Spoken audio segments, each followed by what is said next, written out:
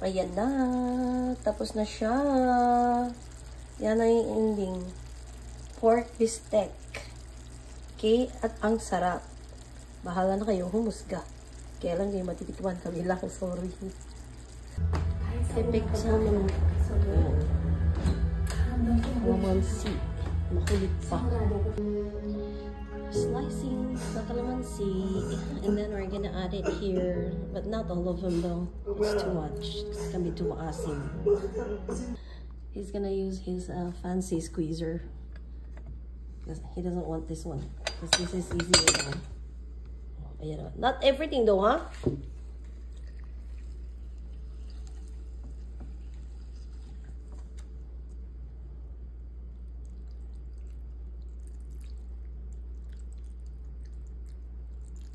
That's enough.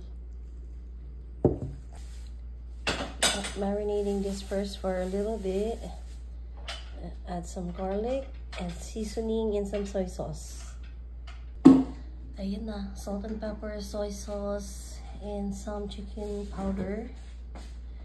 Onion. Pero konting salt lang. Just a little bit of salt. Kasi the soy sauce is already salty. And then we'll just go from there. Of course, more garlic.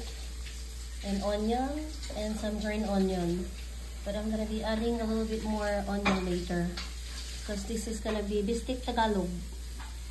Start with the garlic at nasusunog na. Add the onion and then I'm gonna add the meat. Here's the marinated pork. We're gonna cook it now. Added a little bit of water because we're gonna be slow cooking this one until it's tender. Then add more onion and pretty much that's it. And also the green onion.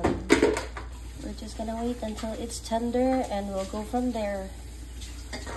Added some butter and pork bouillon.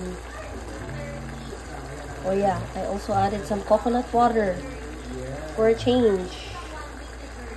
Ayan na. Tapos na siya. Yan na yung ending. Pork bistec. Okay? At ang sarap. Bahala na kayo humusga. Kaya lang kayo matitikman kami lang. Sorry.